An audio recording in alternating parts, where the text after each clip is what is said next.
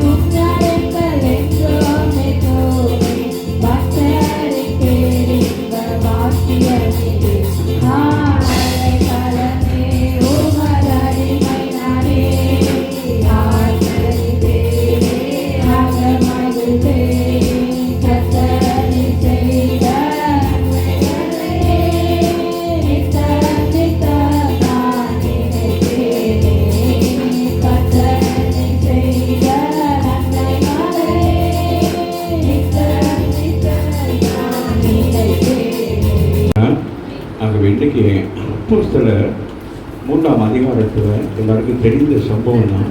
அதை நாங்கள் ஒரு சில காரியங்களை நாங்கள் தியானிக்க போகிறோம். 3ஆம் அதிகாரத்தில் முதல் 2 வசனத்தை வாசிப்போம். ஜெப வேளையாகிய 9ஆம் மணி நேரத்திலே பேதுருவும் யோவானும் தேவ ஆலயத்துக்கு போனார்கள். ஆகவே அந்நாட்களில் யூதர்கள் எல்லாரும் என்ன செய்வார்கள்? அந்த தேவ ஆலயத்துக்கு போவாங்க. அதுபோல யாரு? பவுலும் பேதுருவும் யோவானும். ஆமே, அவங்க 2 பேரும் யாரு?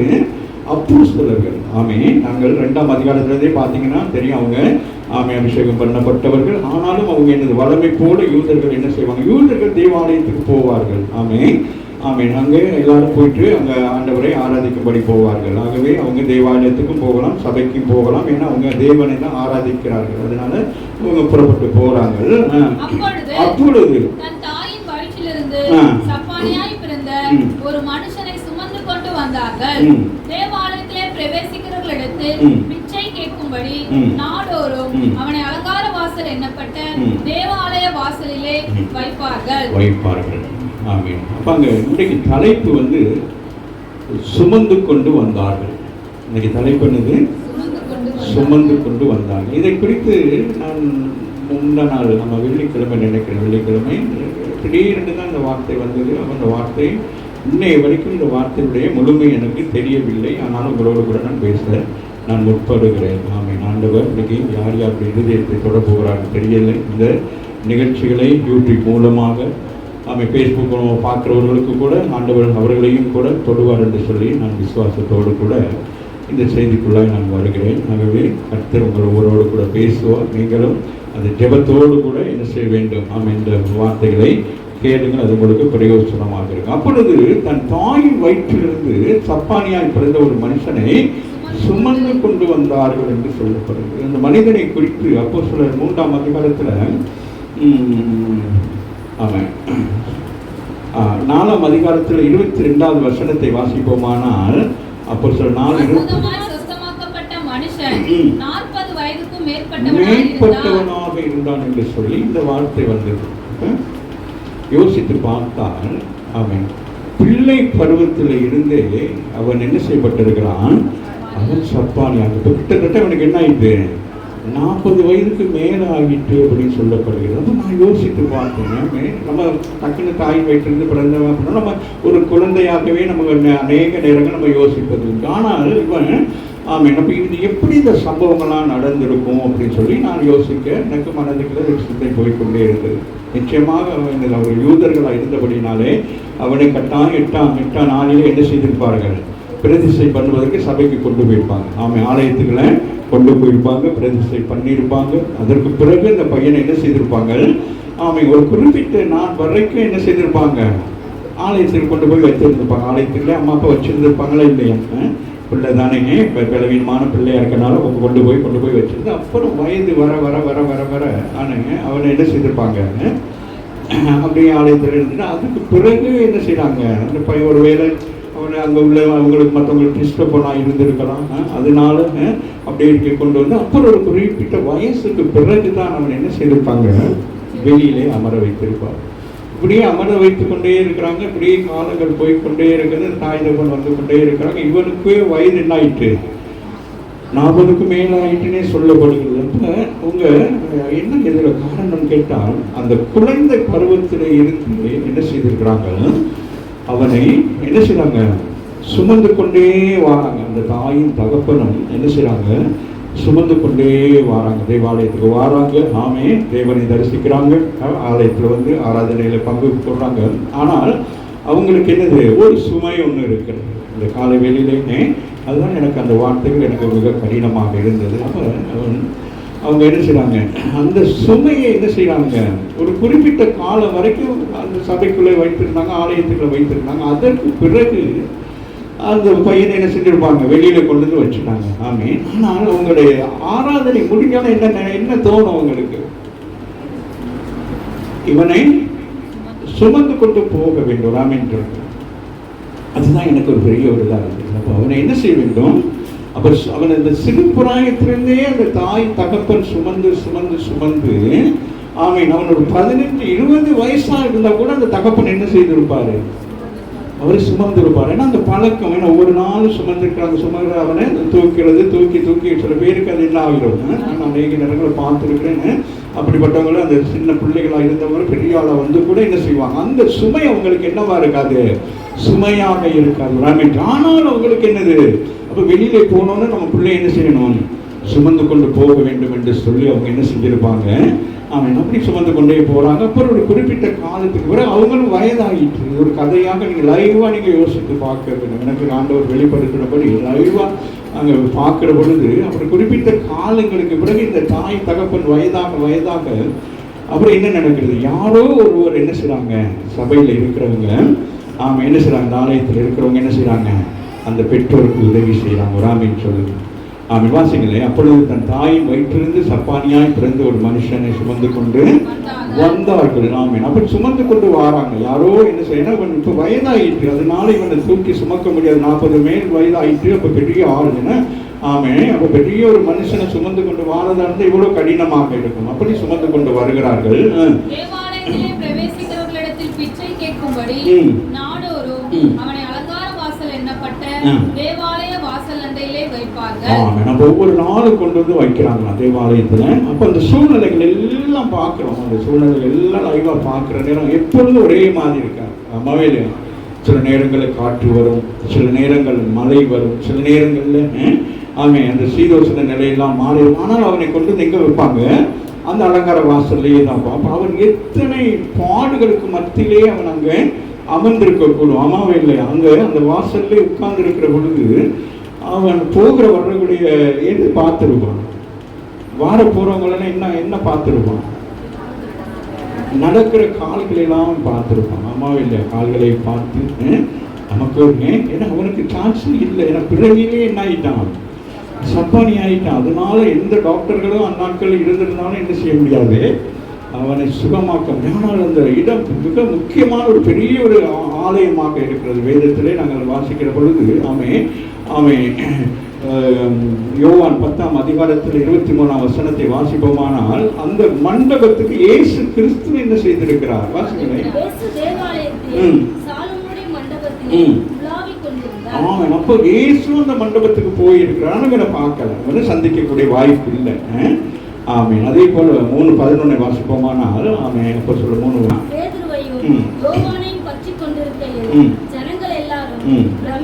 பிரமித்து அப்ப இந்த ஆலயம் மிக முக்கியமான ஒரு பெரிய ஒரு ஆலயம். ஆமீன். இந்த ஆலயத்து வாசல்ல தான் யாரு, இந்த சப்பானியானவன் என்ன செய்கிறான், அவன் வந்து அமர்ந்திருக்கிறான். அவனை சுமந்து கொண்டே வராங்க, சுமந்து கொண்டு வருகிறாங்க. வந்ததுக்கு பிறகு இந்த சம்பவம் நடக்கும். அப்போ இதை எனக்கு ஒரு லைவா ஆண்டவர் காட்டிக்கொண்டே இருந்தேன். அப்போ நான் யோசித்தேன், இதில் எப்படி இந்த பிரசங்கத்தை கொண்டு நடத்துவது அப்படின்னு சொல்லி. அதில் அந்த தலைப்பு தான் மிக முக்கியமான ஒரு தலைப்பு, சுமந்து கொண்டு வந்தார்கள் என்று சொல்லி. இந்த காலை வேளையிலையும் நம்முடைய வாழ்க்கையிலும் ஒவ்வொருடைய வாழ்க்கையிலும் ஒரு சுமை இருந்து கொண்டே இருக்கிறது. அம்மாவே இல்லை, ஒவ்வொருத்தருக்கு ஒவ்வொரு விதமான சுமை இருக்கிறது. சில சகோதரிகள் நல்ல சந்தோஷமா தேவாலயத்தில் வந்து ஆண்டவரை ஆராதித்து போகிற நேரம் ஒரு சுமை காத்திருக்கும். கனவுங்கிற ஒரு சுமை காத்திருக்கலாம். இல்லை சில பிள்ளைகளுக்கு மனைவிக்கிற சுமை, அல்லது பிள்ளைகள், பெற்றோர்களுக்கு பிள்ளைகள் என்னவா இருப்பாங்க, ஒரு சுமையாக இருப்பாங்க. அம்மாவே இல்லையா. ஆமீன். அப்போ அந்த சுமையை சுமந்து கொண்டே இருக்கிறது. பிள்ளைகள் வயதான பிள்ளைகள் கூட வீட்டில் எந்த ஒரு விஷயமும் இல்லாமல் அப்படியே வீட்டில் இருந்தால் அது ஒரு சுமை. அம்மாவே இல்லை. பிள்ளைகள் திருமண வயதில் வந்து அந்த பிள்ளைகள் திருமணமாக இருந்தால் என்னவா இருக்கும், அது ஒரு பெரிய ஒரு சுமையா இருக்கும். அந்த தாய் தகப்பனுக்கு எப்படி இருக்கும், தூக்கி சுமக்கிறாங்களோ இல்லையோ மனதளவிலே அது எப்படி இருக்கும், அவர்களுக்கு ஒரு தூக்கி சுமக்கிற ஒரு சுமையை போல இருக்கும். அம்மாவே இல்லை. திருமணம் முடித்து பிள்ளைகள் கணவனோடு வாழாம வீட்டில் வந்திருந்தா, வாழ வெட்டிய வந்திருந்தா எப்படி இருக்கும், அது ஒரு சுமையாக இருக்கும். அம்மாவே இல்லை. இப்படி பல சுமைகளை ஆண்டவர் எனக்கு வெளிப்படுத்தி கொண்டே இருந்தேன். இப்படி சபைகளுக்குள்ளே, குடும்பங்களுக்குள்ளே, இன்னைக்கு மனிதர்கள் வாழ்க்கையிலே பலவிதமான சுமைக்குள்ளாக என்ன செய்து கொண்டிருக்கிறார்கள், வாழ்ந்து கொண்டிருக்க. ஏதோ ஒரு சுமை இல்லாம இருக்காது. அம்மாவே இல்லை. வெளியில போகிற பொழுது நீங்க எல்லாருடைய வாழ்க்கையிலும் அடியே என்னையே எடுத்துக்கொண்டா கூட எனக்கும் ஊழியத்தின் பாதையிலே நானும் சுமக்க முடியாத சில காரியத்தை என்ன செய்ய வேண்டும், சுமந்து தான் ஆக வேண்டும். ஆமென். ஆகவே அதற்காக நாங்கள் என்ன செய்ய வேண்டும், எப்பொழுதாவது அந்த சுமை நம்மளை விட்டு என்னது ஒரு நாள் மாறுங்கிறது தான் நம்முடைய விசுவாசம். ஆமாவே இல்லை? அந்த பெற்றோர்களுக்கு ஒரு வேலை அந்த விசுவாசம் இருந்திருக்கலாம், ஆமே, இல்லாமலும் போயிருக்கலாம், ஆமே. ஆனால் வந்திருக்கிற உங்களுக்கு ஒரு நம்பிக்கை இருக்கிறது, நம்முடைய சுமையை ஒரு நாள் கர்த்தர் மாற்றுவார். குடும்பத்துல ஆமென், கணவன் மனைவி ஆமென், குடும்பங்களில் உள்ள பிரச்சனைகள், ஒரு சுமை எப்படி பணத்தினால இப்படி பல காரியங்களால நெருக்கப்பட்டு நாங்கள் என்ன செய்கிறோம், ஒரு நடைப்பிணத்தை போல இருக்கிறோம். அந்த தாயின் தகப்பன் அந்த பையனை கொண்டு வந்து வாசலிலே வைத்து விட்டு அவன் உள்ளுக்கு போய் ஆராதித்தாலும் முடிவு எப்படி இருக்கும், இப்ப நம்ம ஒரு சுமையை நாங்கள் சுமந்து கொண்டு போக வேண்டும். ஒருவேளை அவங்க வயதான பிறகு என்ன செய்வாங்க, யாரையாச்சும் கூப்பிடுவாங்க, தம்பி அவனை கூட்டிட்டு போறீங்களா, எத்தனை பேர் விரும்புவாங்க, சில பேர் என்ன செய்வாங்க, ஐயோ இன்னைக்கு வர முடியல, எனக்கு இன்னைக்கு அவனை ஆலயத்துக்கு கொண்டு போய். அவங்க யூதர்கள் என்ன செய்வாங்க பாருங்க, பைபிள் முதல் வசனம் சொல்லுது, ஜெப வேலையாகிய அப்ப டைமிங் கீப் அப் பண்ணுவாங்க. ஒரு ஆமீன் சொல்லுங்க.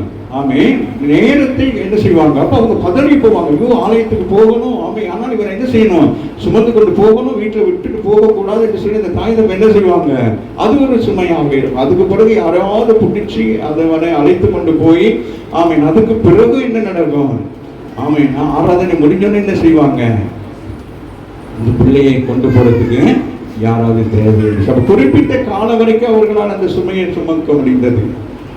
அதற்கு பிறகு அந்த சுமையை சுமக்க முடியாதபடி வேறு யாரோ கொண்டு அவங்க ஒரு வேலை சுமந்திருக்கான். ஆமாவா இல்லையா? அவன் ஏன்னா வயதை குறித்து நான் பார்க்கிற பொழுது அவனுக்கு 40 வயதுக்கு மேற்பட்டவன் என்று சொல்லப்படுகிறது. இந்த பாருங்கள், இந்த இவனுடைய வாழ்க்கை 40 வருஷங்களுக்கு மேலாக எப்படி இருக்கிறது, மற்றவர்களுக்கு அவன் சுமையாக இருக்கிறான்.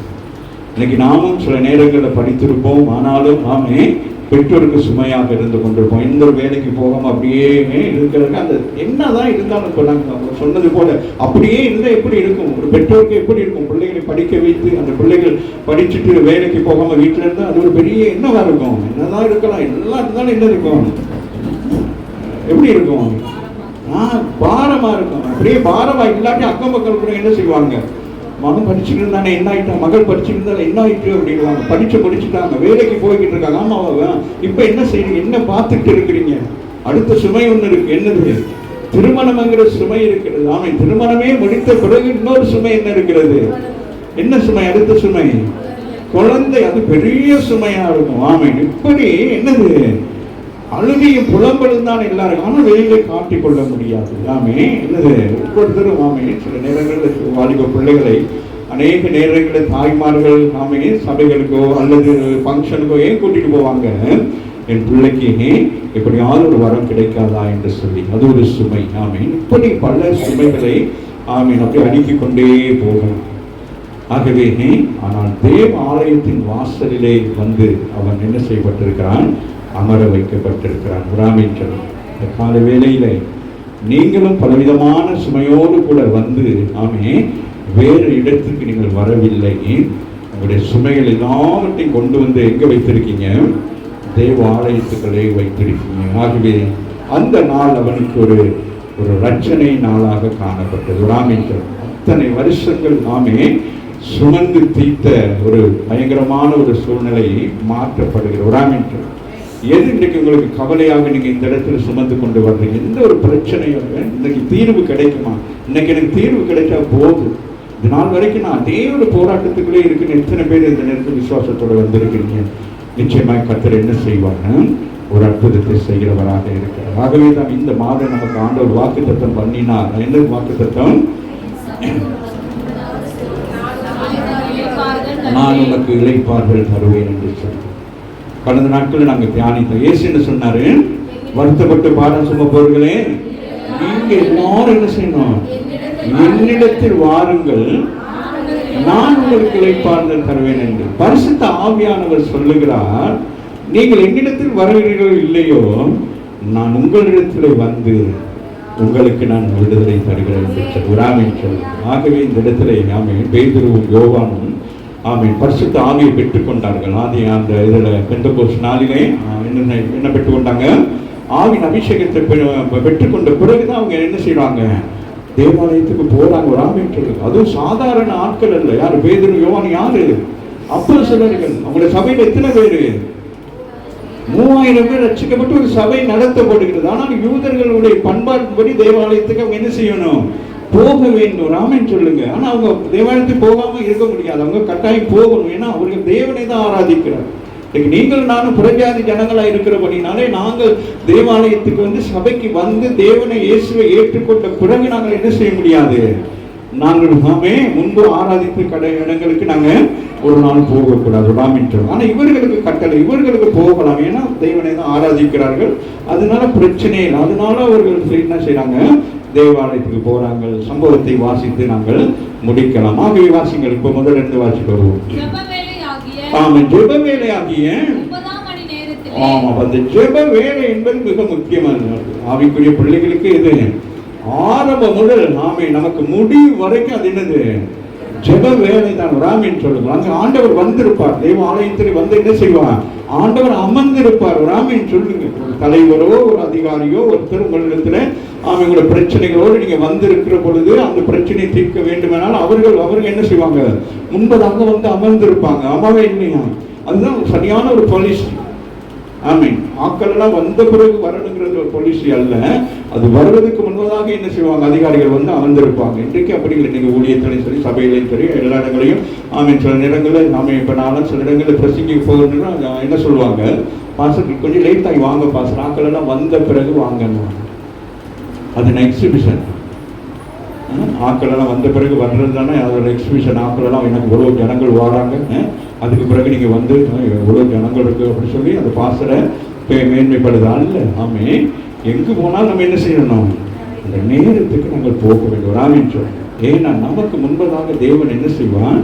அவர் வந்து நம்ம அந்த பிரசன்ஸை உணரணும். உங்களுக்கு எல்லாம் சேர் போட்டு நீங்க எல்லாம் சேர்ல உட்கார்ந்துருக்கீங்க. ஆனா நீங்க விசுவாசிக்க வேண்டும், இங்கே தேவன் ஆளுகை செய்து கொண்டிருக்கிறார். அவர் என்ன செய்யறாரு? அவர் எல்லா இடங்களையும் ஸ்தாபித்து இருக்கிறார். அவர் என்ன செய்கிறார்? ஒரு இடத்துல அமர்ந்திருக்கிறார் என்று சொல்லி இங்கே ஆராதனை நடக்குது. இங்க என்ன செய்து கொண்டிருக்கிறாரு? ஸ்தாபித்து இருக்கிறார். இங்க எல்லாத்தையும் ஓவர்லுக் பண்ணி கொண்டே இருக்கிறார். அதே போல பாஸ்டர் மார்ட்டின் ஐயாவோட சபை நடக்கிறது. அங்கே என்ன செய்து கொண்டிருக்காரு? அங்கே ஓவர்லுக் பண்ணி கொண்டிருக்காரு. ராமின்னு சொல்லுங்க. இது போல இங்க இருக்கிற எல்லா சபைகளும் என்ன நடக்கும்? எல்லா ஆராதனையும் ஆண்டவர் என்ன செய்வாங்க? ஏன்னா எல்லாரும் கனப்படுத்தி என்ன செய்திருக்கிறாங்க? இன்வைட் பண்ணி இருக்கிறாங்க. ஆமா இல்லைங்க? அப்ப நம்ம இன்வைட் பண்ணிட்டு நம்ம லேட் ஆகி வந்தா எப்படி இருக்கும்? ஜெப வேலையில ஜெப வேலையில நம்ம என்ன செஞ்சிடணும்? அந்த வேலைக்கு நமக்கு சரியா நம்ம என்ன செய்ய வேண்டும்? ஆண்டவரை தரிசிக்க போக வேண்டும். அப்பொழுது அந்த ஜெப வேலை நேரத்திலே ஆமே ஆமே இவன் வெளியில தானே வாசல்ல தானே உட்கார போறோம் அப்படின்னு அல்ல. வேற எங்கேயும் கொண்டு போய் அமர வைக்கவில்லை. அவன் என்ன செய்றாங்க? தேவ ஆலயத்துக்கே கொண்டு வராங்க. எப்ப கொண்டு வராங்க? அந்த நேரத்துக்கு கொண்டு வராங்க. ராமின் சொல்லுங்க. உங்கள் வாழ்க்கையில நீங்க நேரங்களை கடைபிடிப்பீர்கள். ஆனால் கர்த்தர் என்ன செய்வான்? உங்களை ஆசீர்வதித்து உயர்த்துகிறவராக இருக்கிறார். சொல்லுங்க. அதே வேளையிலே பாருங்கள், அப்பொழுது தன் தாயின் வயிற்றிலிருந்து அவர் என்ன பிரசங்கியாரா? அவ வந்தாங்க ஆலயம் நடக்குமா? இல்ல. என்னது? ஆமேன். அப்ப மனம் சோர்ந்து போகாதபடிக்கு ஆமேன். அந்த 40 வயது சொல்லப்படுகிற 40 வருஷமாக என்ன செஞ்சாங்க? ஆமா, இந்த குறையை இந்த சுமையை சுமந்து கொண்டுதான் வாராங்க. ஒரு ஆமேன்னு சொல்லுங்க. ஆமா, இன்றைக்கு உங்களோட வாழ்க்கையில் ஒரு சின்ன ஒரு பிரச்சனை வந்துட்டா நம்ம யோசிக்கிறோம். அது ஒரு சுமையை வைத்துக்கொண்டு நம்ம என்ன செய்யறோம்? தேவாலயத்துக்கு போவோமா வேணாமன்னு நினைக்கிறோம். ஆனால் 40 வருஷத்துக்கு மேலாக ஒரு சுமையை அவர்கள் சுமந்து கொண்டே வந்தார்கள். தேவாலயத்துக்கு ஒரு நம்பிக்கை இருந்தது. ஆமே, இந்த சுமை ஒரு நாள் மாறும் என்று சொல்லுகிறாமே. அல்லாது போனால் ஆமே, யூதர்கள் என்ன பார்த்துருப்பாங்களே, எத்தனையோ அற்புதங்கள் அடையாங்க.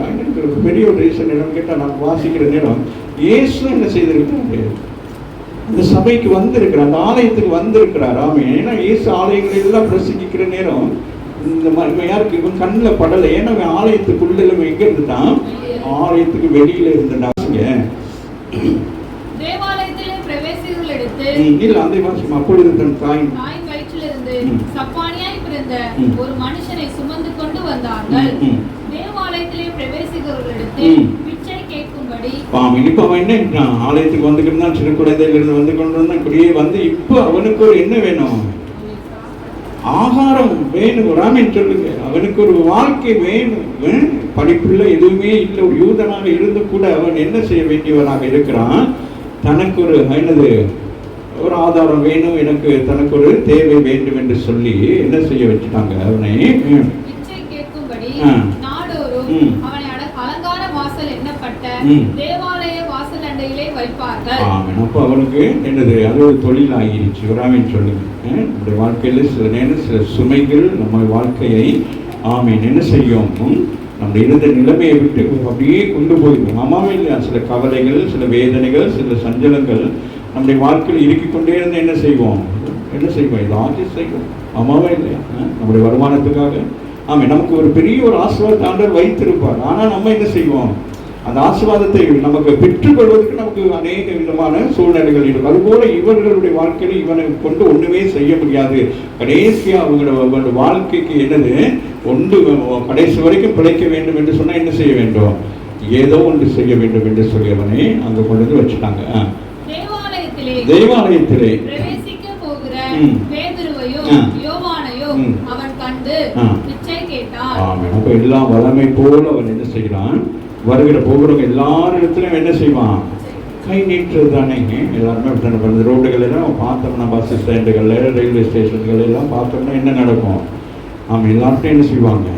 அப்போ அவனுக்கு அதுதான் பழக்கம், அதுதான் அவனுடைய தொழில். ஆமாவே இல்லையா? அவனுடைய தொழில், அவனுடைய வாழ்க்கை, அதை நாங்கள் இன்னைக்கு பார்க்குறோம் என்ன நடக்க போகுது என்று சொல்லி. நம்முடைய வாழ்க்கையிலும் நமக்கு அப்படி ஒரு கையை ஏந்த வேண்டிய ஒரு நிர்பந்தத்தில் இருந்தால் இன்றைக்கு கர்த்தர் உங்களுடைய வாழ்க்கையை மாற்றி போடுவார்கள். அங்கே ஜனங்கள், இஸ்ரவேல் ஜனங்கள் எகிப்திலே இருக்கிற பொழுது அடிமைகளாக இருந்த பொழுது என்ன செய்தார்கள்? கூக்குரலிட்டு கதறினார்கள். அப்பொழுது அவருடைய கதறல் சத்தத்தை கேட்டு ஆண்டவர் என்ன செய்தார்? அவர் இறங்கினார் என்று வேதம் சொல்லுகிறது. ராமன் சொல்லுங்க, உங்களுடைய கதறல்கள் வந்திருக்கிற பிள்ளைகள் வெளியிலே சிரித்துக் கொண்டிருந்தாலும் உள்ளுக்குள்ள என்ன இருக்கும்? ஒரு ஆதங்கம் இருக்கும், ஒரு கவலை இருக்கும், ஒரு வேதனை இருக்கு. இதுல இருந்து எப்படி நான் விடுதலை பெற வேண்டும்? எப்படி இந்த சுமையை இருந்து நான் என்னது எனக்கு ஒரு ரிலீஃப் வரணுமா வேணாம்? ஒரு தாய் கர்ப்பவதியானவர் பிள்ளை பெற்றோன்னு எப்படி இருப்பாங்க? சந்தோஷமா இருப்பாங்க. வேதம் சொல்லுகிறது. அந்த யோவான் அதிகாரத்தில் அவர் அவ்வளவு சந்தோஷப்படுவான். ராமன் சொல்லுங்க. அதுபோல இந்த பிரச்சனைகளுக்கு எப்படா தீர்வு? நாளை மறுநாள் அப்படி என்னது எண்ணிக்கொண்டே இருக்கிற சூழ்நிலை இருக்கும். ஆமாவா இல்லையா? எத்தனை பேர் இன்னைக்கு இந்த திருமண இதுகளெல்லாம் எழுதி போட்டு பார்த்துக்கிட்டே இருப்பாங்க. ஐயோ, நாளைக்கு வந்துடுமா, நாளைக்கு நம்ம பிள்ளைக்கு திருமணம் நடந்துருமா, நாளை மறுநாள் ஏதாச்சும் வருமா அப்படின்னு எதிர்பார்த்து கொண்டே இருக்காங்க. அது மாதிரிக்கு இவனுக்கு எந்த எதிர்பார்ப்பும் இல்லை. இவன் என்ன செய்கிறான்? தேவாலயத்தில் பிரவேசிக்கிற பேதுருவை யோவானையும் கண்டு பிச்சை கேட்கிறான். பேதுருவும் யோவானும் பேதுருவும்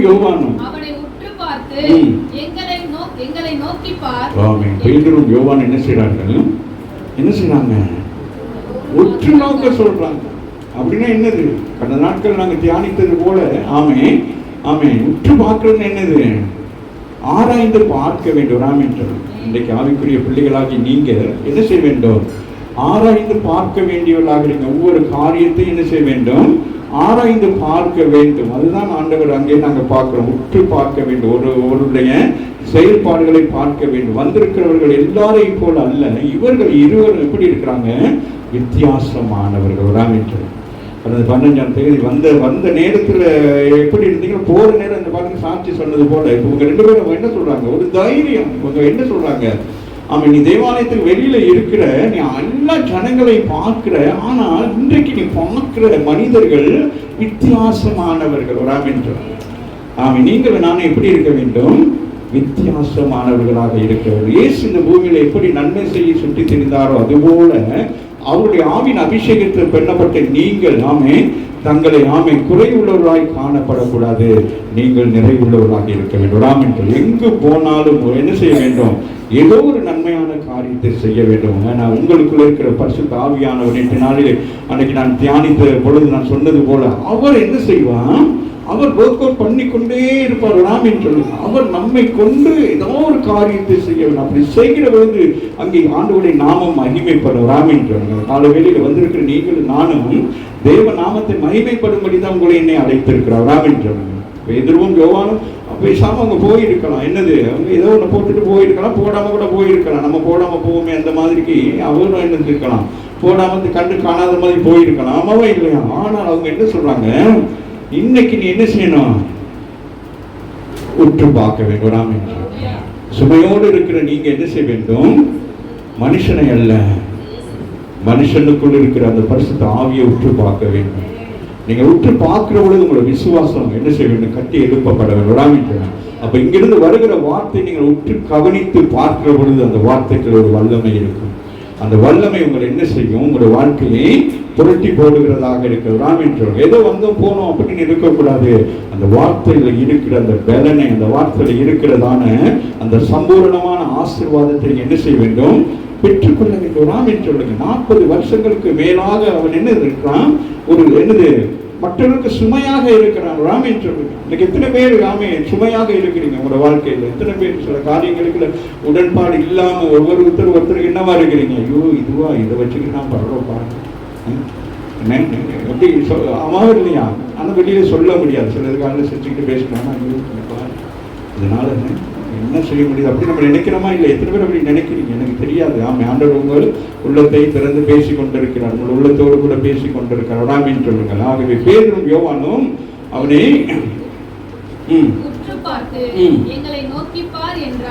ரெண்டு பேரும் வந்தவங்க என்ன செஞ்சாங்க, உற்று பார்க்கிறாங்க. ராமின்னு சொல்லுங்க. மற்றவருடைய பார்வை வேற, ராமின்னு சொல்லுங்க. உங்கள் பார்வை வேற, ராமின்னு சொல்லுங்க. ஆவின் அபிஷேகம் பண்ணப்பட்டவருடைய பார்வை எப்படி இருக்கணும், வேறு விதமாக இருக்க வேண்டும். ஆமாவா இல்லையா? எல்லாரையும் போல நீங்க பார்க்க முடியாது. ராமின்னு சொல்லுங்க. ஒரு மனிதன் ரோட்ல குடிச்சிட்டு இருந்தானா அவனை பார்க்கிற நேரம் எல்லாரையும் போல பார்த்துட்டு அருவருக்க கூடாது. அவனை அந்த குடியிலிருந்து மாற்றுவதற்கு நம்ம என்ன செய்ய வேண்டும், இதற்காக நம்ம ஆண்டவர்கள் என்ன செய்ய வேண்டும், பரிந்து பேச வேண்டுங்கிற ஒரு விசுவாசம் நமக்குள்ள இருக்க வேண்டும். ராமின்னு. ஆகவே நம்ம குடும்பங்கள் அப்படிப்பட்ட சூழ்நிலையில் இருக்கிறவங்களை பார்த்துட்டு பரவாயில்ல, இந்த சுமை தானே இப்படியே இருக்கட்டும் கடைசி வரைக்கும், இப்படி எந்த சுமையை, அப்படி அல்ல. நீங்க அதிலிருந்து வெளியில வர வேண்டும். அது என்ன சுமையாக இருந்தாலும் சரி, நீங்க என்ன செய்ய வேண்டும், அந்த சுமையிலிருந்து வெளியில வர வேண்டுமானால் நீங்கள் என்ன செய்ய வேண்டும், வார்த்தையை விட்டு கவனிக்க வேண்டும், வசனத்தை விட்டு கவனிக்க வேண்டும். மேலிலிருந்து வருகிற வார்த்தை என்ன செய்ய வேண்டும், உங்களுக்கு நீங்க எடுத்துக்கொள்ள வேண்டும். அந்த வார்த்தை உங்களை மறுரூபமாக்கும், உங்களை மாற்றும், உங்களுடைய வாழ்க்கையில் இருக்கிற அந்த கவலைகள் சஞ்சலங்களை போக்குறதாக இருக்கிறது. ராமின்னு சொல்லுங்க. வாசிங்களேன். அவன் அவர்களிடத்தில் ஏதாகிலும் கிடைக்கும் என்று எண்ணி அவர்களை நோக்கி பார்த்தான். யோசிக்கிறாங்க, என்னடா விட்டு பார்க்க சொல்றாங்க, நிறைய கொடுக்க போறாங்களோ அப்படின்னு யோசிக்கிறாங்க. ஆமாவே இல்லையா? நம்ம அப்படி நம்மளை பார்த்தோம், நாலு ஸ்மார்ட்டாக இருந்தால் என்ன செய்வாங்க, நாம ஏதோ கொஞ்சம் அதிகமாக கொடுக்க போகிறாங்க போல இருக்குதுங்க அப்படின்னு சொல்லிட்டு அவன் நினச்சிருப்பான். ஏன்னா அவனோட வேலை என்ன, தொழில் என்ன, வாங்குறது தான். ராமின்னு சொல்லி இன்றைக்கு அந்த தொழில் இருந்தால் மாற்றிடுங்க. இன்னைக்கு வாங்குற தொழில் வச்சுக்கிட்டு இருந்தீங்கன்னா யாருக்கிட்டையும் கடன் வாங்கணும், அங்கே கடனை வாங்கி வாழ்க்கை நடத்தணும், வாழ்க்கை உங்களுக்கு வேணும். அந்த சுமையை தூக்கி போட்டுருங்க. இன்னைக்கு நாளைக்கு நாங்கள் போவோம், போயிட்டு கேட்டு வாங்கிட்டு நாளைக்கு கட்டிடுவோம் அப்படின்னா அந்த சுமை இன்னைக்கு ஆண்டவர் உடைக்கிறார். நான் நினைக்கிறேன் இன்னைக்கு அநேகர் நீங்கள் விசுவாசித்தீங்கன்னா, நீங்கள் உற்று பார்த்தீங்கன்னா, வேத வசனத்தை விட்டு கவனிச்சிங்கன்னா, இயேசு உங்களோடு கூட பேசி கொண்டிருக்கிறார். பரிசுத்த ஆவியானவர் உங்களுக்குள்ள இருந்து ஆதங்கமாக பேசி கொண்டிருக்கிறார். நீங்கள் இருந்தது போதும், அலங்கார வாசலிலே அமர்ந்திருந்தது போதும், இனி நீங்கள் என்ன செய்ய வேண்டும், உங்கள் வாழ்க்கையை என்ன செய்ய வேண்டும், முடவனாக இருந்த காலம் போதும். உங்களுக்கு பலனை ஆண்டவர் கொடுக்க விரும்புகிறார். அப்படியே முழங்கால்கள் எல்லாம் பலப்பட வேண்டும். இன்னைக்கு அநேகர் சொல்றீங்களே, முழங்கால் போட்டு எனக்கு ஜெபிக்க முடியலை அப்படின்னு சொல்லிட்டு, ஆண்டவர் உங்களை இந்த நாளிலே உங்களை பலப்படுத்துகிறவராக இருக்கிறார். ஆனால் நீங்கள் செய்ய வேண்டிய ஒரே ஒரு காரியம், உற்று கவனிக்க வேண்டும். ராமன் சொல்லுங்க, உற்று பார்க்க வேண்டும். வாசிங்க மகள். அப்பொழுது பேதுரு, வெள்ளியும் பொன்னும் என்னிடத்தில் இல்லை, என்னிடத்தில் உள்ளதை உனக்கு தருகிறேன் சொல்லுகிறார். பார்க்கிறாங்க ரெண்டு பேரும். அவனுடைய இருதயத்தில் இருக்கிற என்னது, அவன் என்ன நினைக்கிறான், ஏதோ கொடுக்க போறாங்க, என்னது வெள்ளி பொண்ணு ஏதோ கொடுக்க போறாங்க. அதனாலதான் என்ன செய்யறாங்க எல்லாருமே. இப்ப நீங்க ஒரு பிச்சைக்காரனை பார்த்து சொல்லுவீங்களா, என்னை விட்டு பாரு அப்படின்னு சொல்லுவீங்களா? நீங்க என்ன சொல்லுவீங்க, நீங்களே ஒரு பிச்சைக்காரன். இப்படி எடுத்து அதை எடுத்து பார்த்து தான் என்னது அப்படி போடுவோம். ஆமாவும் இல்லையா?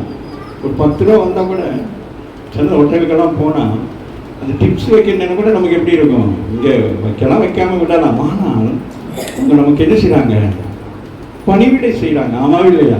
அதனால நம்ம என்ன செய்யலாம், எதிர்பார்க்குறாங்க. அன்றைக்கி சில நேரங்கள் பார்க்குற நேரம் அவங்க அந்த டேபிள்லாம் கழுவி, அதெல்லாம் ஏன் டேபிளெல்லாம் கழுவி, நல்லா படித்தவங்களும் இருப்பாங்க, டேபிளில் தொடப்பாங்க, அது கொண்டு வைப்பாங்க. எஸ் சார் என்ன வேணும் அப்படிலாம் கேட்குற நேரம் நான் யோசிப்பேன், ஆமே இவங்களுக்கு பின்னுக்கு என்ன இருக்கிறது, குடும்பம் என்ற ஒரு சுமை இருக்கிறது. ராமின்னு சொல்லுங்க, இன்னொருத்தோட அவன் இலையை தூக்கி போடணும் என்ன அவசியம் இருக்கு. அந்த ஒரு சுமைக்காக அவங்க என்ன செய்கிறாங்க, ஆமே உள்ளுக்கு கண்ணீர் வடித்து கொண்டு பிள்ளையை படிக்க வைக்கணுமே, அதுக்காக என்ன செய்வாங்க, ஆமே ஒரு பிள்ளைக்கு திருமணம் முடித்து வைக்கணும், ஏதோ ஒன்றுக்காக பணம் சேர்க்கறதுக்காக என்ன செய்வாங்க, எதுனாலும் பரவாயில்ல, ஆமே யார்கிட்டையும் என்னது பிச்சை எடுக்காட்டியும் என்னாச்சும் ஒன்று செய்வோம் அப்படின்னு சொல்லுவாங்களா இல்லையா? ஆமா இல்லையா? சில பேருக்கு வைராக்கியம் அப்படி இருக்கும். இன்னைக்கு உங்களுக்கு அப்படிப்பட்ட ஒரு வைராக்கியம் வர வேண்டும். ராமின் சொல்லுங்க, ஆமே நான் இன்றைக்கு என்ன செய்ய போகிறேன், நான் பெற்றுக்கொண்ட ஆவின் அபிஷேகத்தினாலே நான் என்ன செய்ய வேண்டும், சும்மா ஆவின் அபிஷேகம் சபைக்கு வந்து குதிச்சுட்டு போடுறது பெருசு அல்ல, அந்த குடும்பங்களை கட்ட வேண்டும். வேதம் சொல்லுகிறபடி எல்லாம் எப்படி இருக்கணும், ஒழுங்கும் கிரமமாக இருக்கணும், நல்ல ஒழுக்கமாகவும் கிரமமாக இருக்க வேண்டும். ராமின் சொல்லுங்கள். ஆகவே அவன் தேவாலயத்தில் வந்திருக்கிறான். அப்பொழுது வேதம் சொல்றாரு, வெள்ளியும் பொண்ணும் என்னிடத்தில் இல்லை என்ன சொல்றாரு, யார்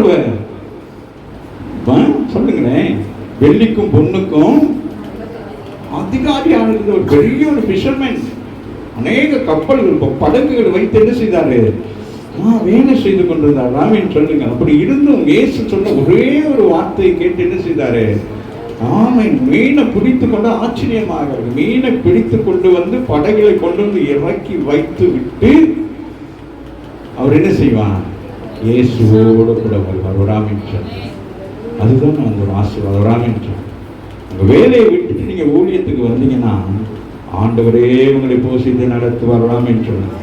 யாருக்கும் கை நீட்டுற அளவுக்கு என்ன செய்ய மாட்டாரு, அவர் வைக்க மாட்டார். ராமின் சொல்லுங்க. எஸ்தர் சொன்னது போல எதுவானாலும் நான் எங்கள் அப்பா கிட்ட தான் கேட்பேன், அவர் தான் எனக்கு கொடுப்பார், அவர் தானே உங்களுக்கு திட்டாங்க, அவர் தானே உங்களுக்கு கொடுக்கணும். ராமின் சொன்னார். அதுக்காக நீங்கள் எல்லாரும் ஊழியத்தை விட்டு அந்த வேலையை விட்டு வரக்கூடாது. உங்களுக்கு தரிசனம் அழைப்பு இருந்தால் நீங்கள் அதுக்காக வருகிற பொழுது கர்த்தர் என்ன செய்வான், நீங்கள் வேலை செய்கிற பொழுது நீங்கள் எந்த அளவுக்கு உங்களுக்கு வருமானம் இருந்துச்சோ அந்த வருமானத்தை பல மடங்கு உங்களுக்கு கொடுக்கிறவராக இருக்கிறார். ராமின் சொல்லுங்க.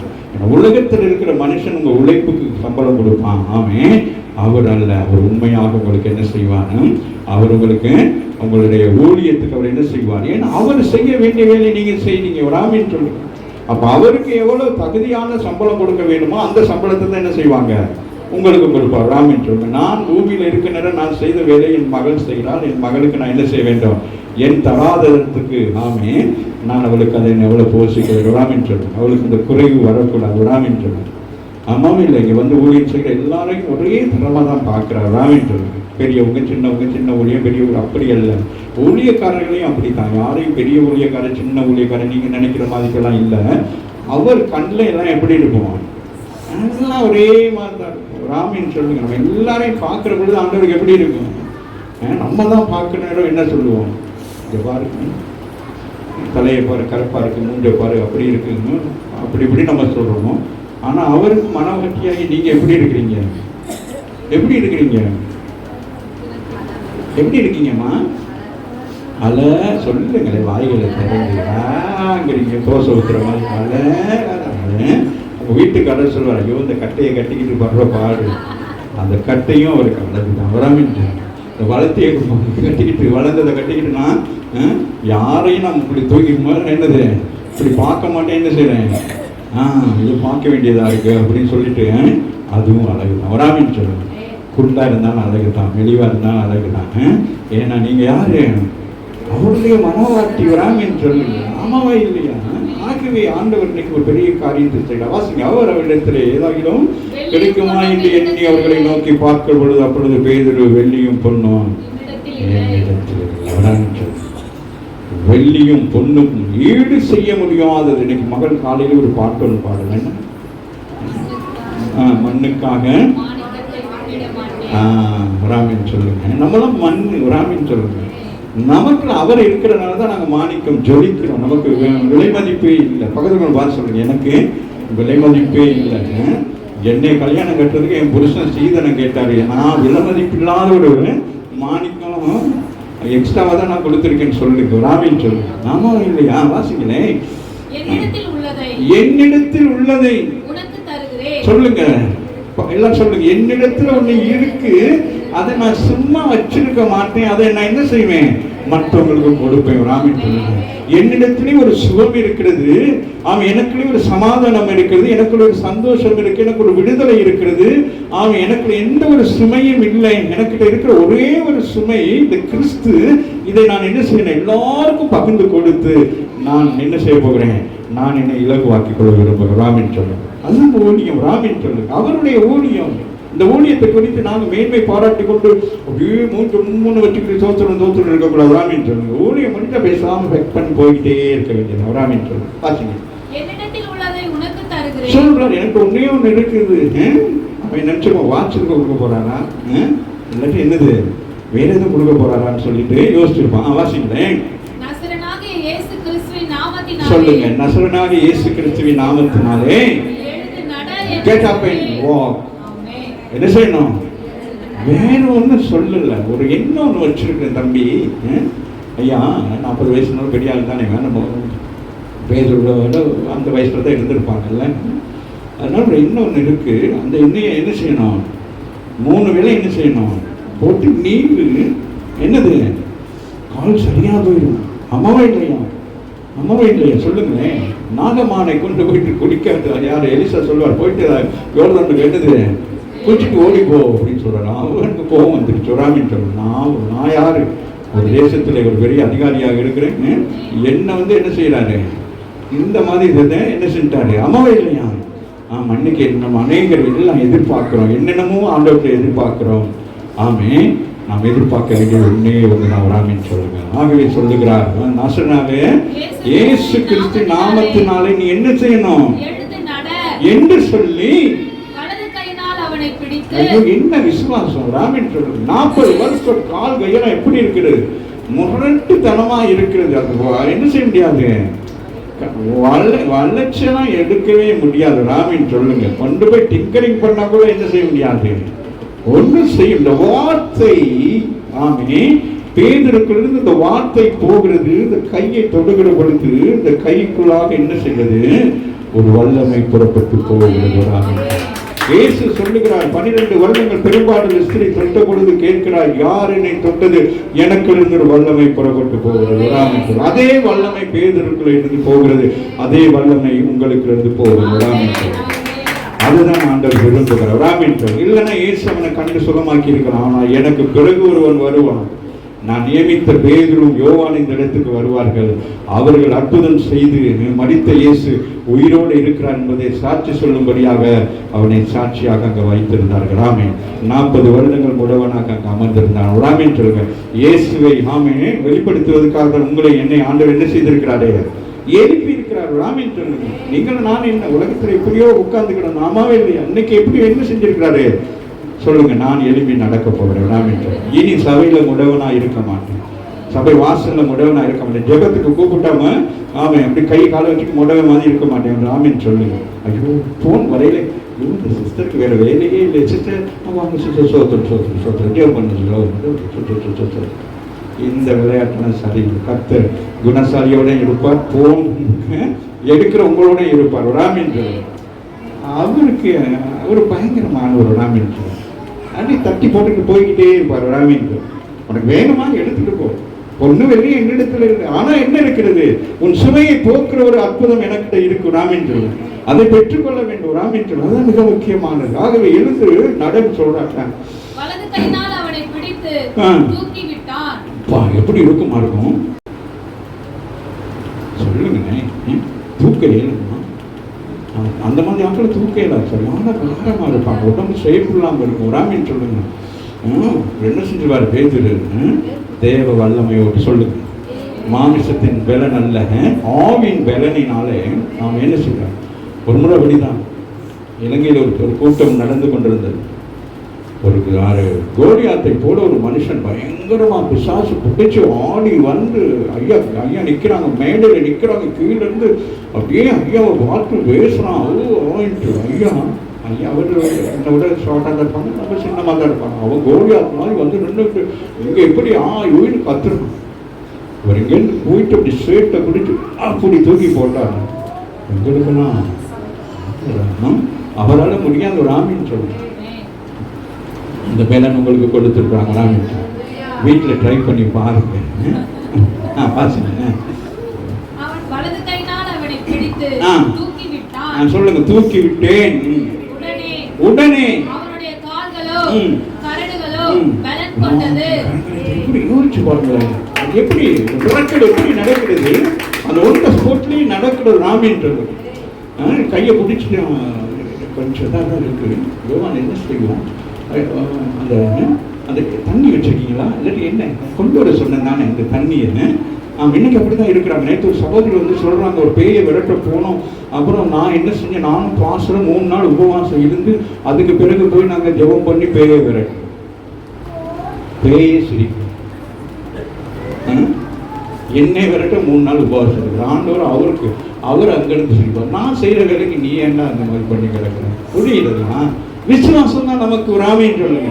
இயேசுவி நாமத்தினாலே போயினாது போகும் ராமின்னு சொல்லுங்க. உங்க பலவீனத்தை விட்டு விசுவாசம் போகாது, அவருடைய பலத்தினாலே போகும். அதுதான் மிக முக்கியமானது. அதுதான் உங்களை வச்சிருக்கிறாரு. அப்படி உட்காந்துருக்கீங்க நினைக்காதுங்க. உங்க பலன் உங்களுக்கு தெரியாது. பக்கத்துல பார்த்து சொல்லுங்க, என் பலம் உனக்கு தெரியாதுன்னு சொல்லுங்க. ஆமா, பிரதர் மாதிரி பக்கத்துல வைஃப் சிஸ்டர் மாதிரி தான் சொல்லுங்க, ஹலோ என் பலன் உங்களுக்கு தெரியாதுன்னு சொல்லுங்க. ஆமா, அவன் குதித்து எழுந்து, ஹலோ என்னதுமா? குதித்து எழுந்து அவன் செக் பண்ணி பார்க்கணும். செக் இட் அவுட் ராமின் சொல்லுங்க. ஐயோ, இது வரைக்கும் அவன் என்ன செய்யல? கால் எப்படி இருக்கு? நமக்கு அப்படிதான். என்னது, எங்கேயாவது இந்த காலை தூக்கி போட்டு உட்கார்ந்து இருந்துட்டு அப்படி காலு கீழே வச்சு எப்படி இருக்கும்? எப்படி இருக்கும் சொல்லுங்களே. ஆமா, பார்க்குறோம், செக் அவுட் பண்றாரு ராமின் சொல்லுங்க. ஆமே, ஆமா, நீங்களும் அந்த பழகணும். எத்தனை பேருக்கு ஆண்டவர் அந்த ஹீலிங் இதை கொடுத்துருக்கான்னு தெரியல, சுகமளிக்கும். ஆமே, இன்னைக்கு பேசுறாரு, யாருக்கோ கொடுத்துருப்பாரு நினைக்கிறேன். செக் பண்ணி பாருங்க. ஆமா, அவன் குதித்து எழுந்து, அவன் குதிக்கணும் ராமின்னு சொல்லுங்க.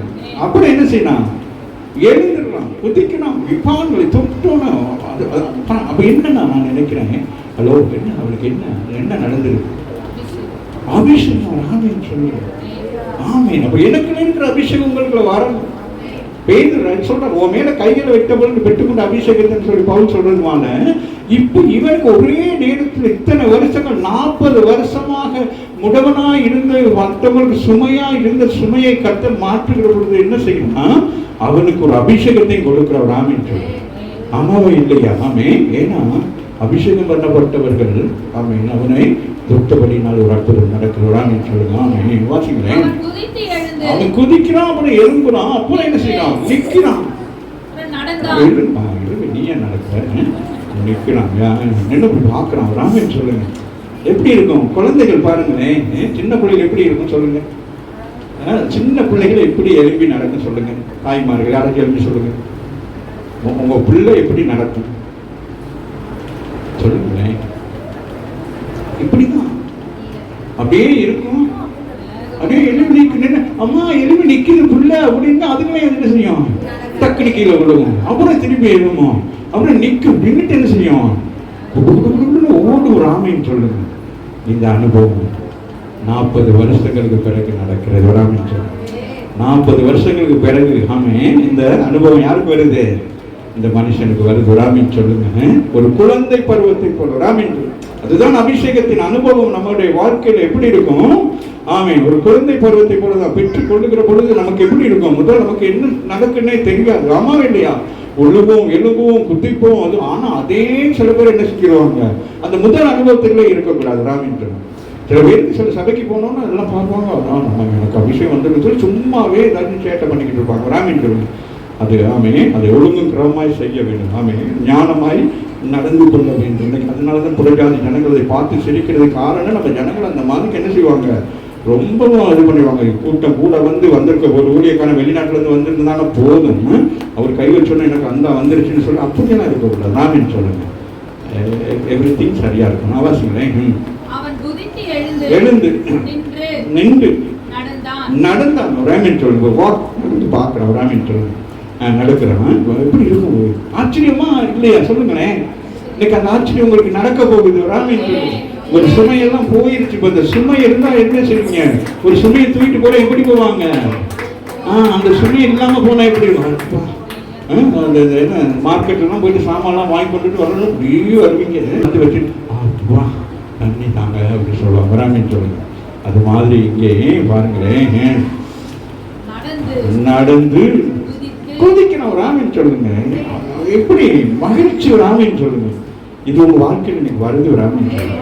நீங்க வீட்டில் போய் கதவை மூடிட்டு இதை செஞ்சு பாருங்க, உங்க சுமை எல்லாம் போயிடும். சில பேர் மனதில சுமை இருக்கிறது, சில பேர் வாழ்க்கையில சுமை இருக்கிறது, சிந்தையில சுமை இருக்கிறது. இந்த சுமை இன்னைக்கு என்ன செய்யணும், தூக்கி போட்டார் ராமின்னு சொல்லுங்க. இன்னைக்கு உங்க ஆமை பேதுரு யோவான் அல்ல, இயேசு கிறிஸ்து உங்க கையை பிடித்து தூக்கி இருக்கார் ராமின்னு சொல்லுங்க. ஆக வாசிங்க, நான் முடிக்கிறேன். என்ன செய்யலாம், என்னமா நடக்கிறான். அப்புறம் என்ன செய்யலாம், கொஞ்சம் இருங்க பேதுரு அங்கிள், கொஞ்சம் இருங்க, வெயிட் இருங்க கொஞ்சம், ஒரு இன்னொரு டெஸ்ட். அவனுக்கு என்ன ஆகுது, இத்தனை வருஷங்கள் எத்தனை கால்களை பார்த்திருப்பான், ஓடின கால்களை, குதித்த கால்களை, நடந்த கால்களை எல்லாம் பார்த்து அந்த காலின் பலன் தனக்கு வந்தது. கரங்களை தட்டி தேவனை கொடுத்து உங்களுக்கு அப்படிப்பட்ட ஆமீன் சூழ்நிலையில முடங்கி இருந்தீங்கன்னா இன்னைக்கு உங்களுக்கு கர்த்தர் ஆமீன் பலனை கொடுக்கிறார். இனி உங்களுக்கு ஒரு சுமை உங்களை மேற்கொள்ளாது. பக்கத்துல பார்த்து சொல்லுங்க, இனி ஒரு சுமையும் மேற்கொள்ளாது ஆமீன் சொல்லுங்க. வாசிக்க முடிச்சுட்டேன்.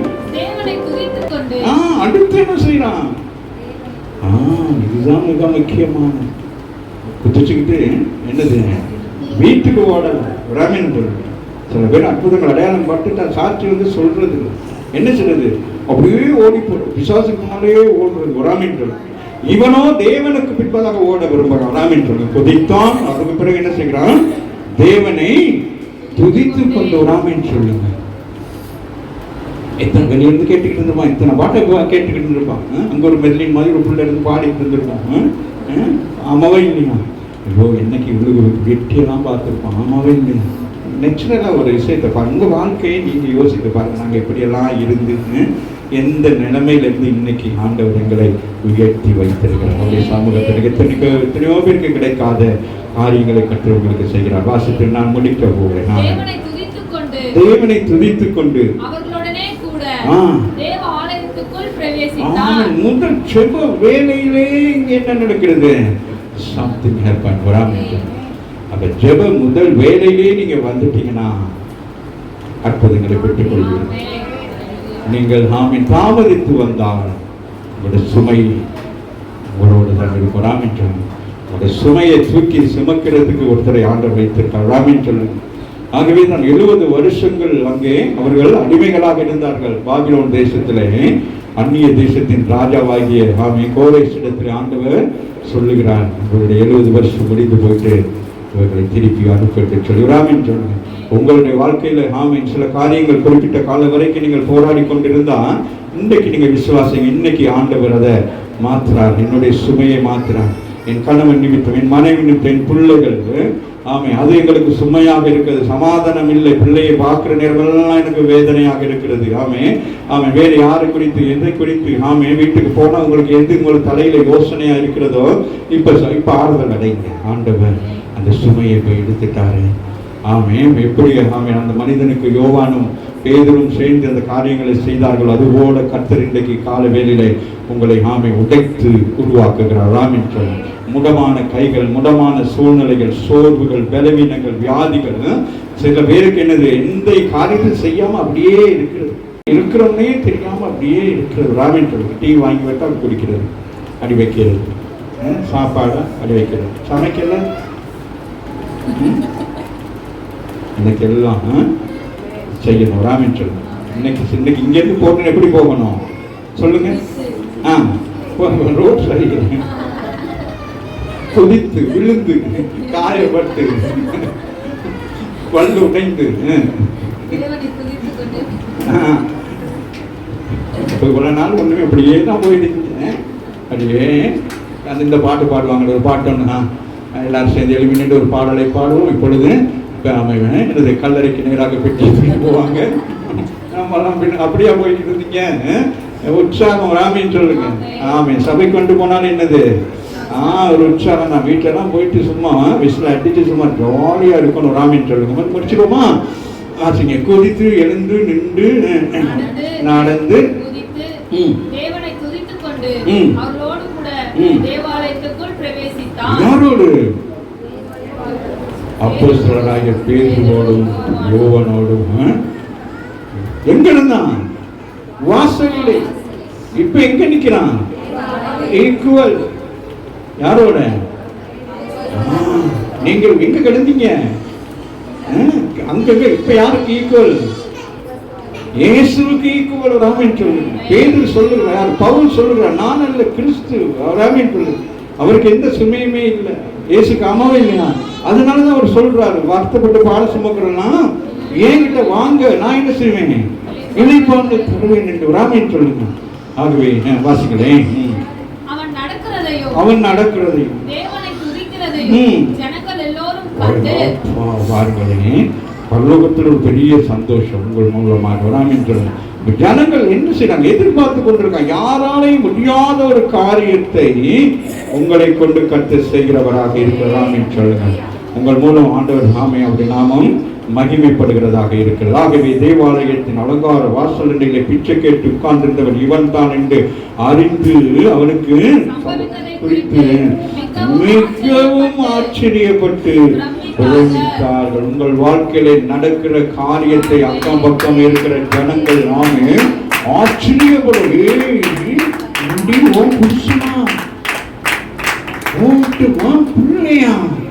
எப்படி தொட்டது? வார்த்தை தொட்டது. நான் கீழ்ப்படிந்தேன், விசுவாசித்தேன், கண்ணீரோடு ஆண்டவரை நோக்கி கூப்பிட்டேன்.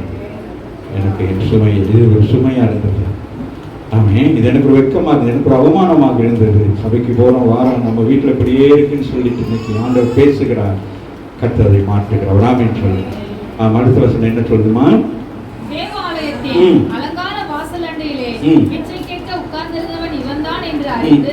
அவனுக்கு சம்பவித்ததை குறித்து மிகவும் ஆச்சரியம். ராமன் சொல்லுங்க. உங்கள் வாழ்க்கையில ஆண்டவர் செய்கிறது ஆச்சரியம் அல்ல, மிகவும் ஆச்சரியம். ராமன் சொல்லுங்க.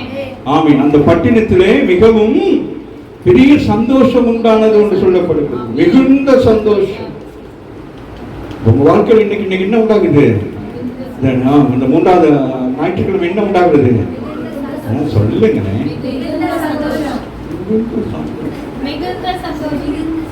சந்தோஷம்னா எப்படி சொல்லுங்க? இன்னைக்கு இந்த எக்ஸாம் எழுதிட்டு அந்த பயத்தில் இருக்கீங்களா? எக்ஸாம் எல்லாம் ஈஸி, பாஸ் வரமாட்டாங்க. எல்லாம் புக்கை வச்சு எழுதுங்க பாஸ்.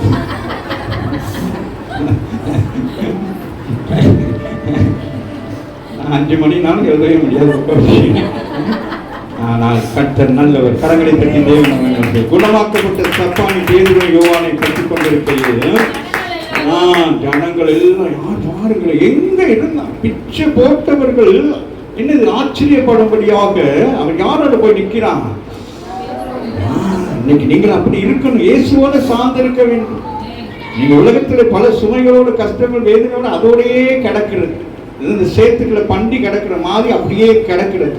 இன்னைக்கு நீங்க எழும்பிட்டீங்கன்னா இயேசுவோட இருக்கணும். ராமேஸ்வரன் அவன் எழும்பினான். பரிசுத்த ஆவியின் அபிஷேகம் பண்ணப்பட்ட பேதுரு யோவானோடு கூட சேர்ந்து கொண்டான். ராமேஸ்வரன் கஷ்டங்கள் மாறியது, கண்ணீர் மாறியது, துன்பங்கள் வேதனைகள் எல்லாம் மாறி போயிட்டு அங்க சந்தோஷம் உண்டானது. ராமேஸ்வரன் பரலோகத்தின் சந்தோஷத்தை அவன் அனுபவித்தார். ராமேஸ்வரன் நீங்க ஒரு பாட்டு ஒன்று பாட்டு என்ன பாட்டு? துக்கங்கள் நீங்களாம் ஒருத்தருமே சொந்தம் இல்லாம இருந்தான். இன்னைக்கு யார் சொந்தக்காரன்? யாரு? பேதுரு யோவான். ராமேன் சொல்லுங்க. குணமாக்கப்பட்ட சப்பானி பேதுருவையும் யோவானையும் பற்றி கொண்டான். ராமேன் சொல்லுங்க. நீங்கள் பற்றி கொள்ள வேண்டியது இயேசு கிறிஸ்து, மனிதர்களை அல்ல. ராமேன் சொல்லுங்க. ஆமென். அந்த அபிஷேகம் பண்ணப்பட்டவரை பற்றி கொண்டான். பிரமிக்கிறாங்க. ராமேன் சொல்லி எப்படி 40 years அவனை எப்படி பார்த்தாங்க? குழந்தைல இருந்து என்ன வெள்ளம் என்ன பேர் வச்சிருப்பாங்க?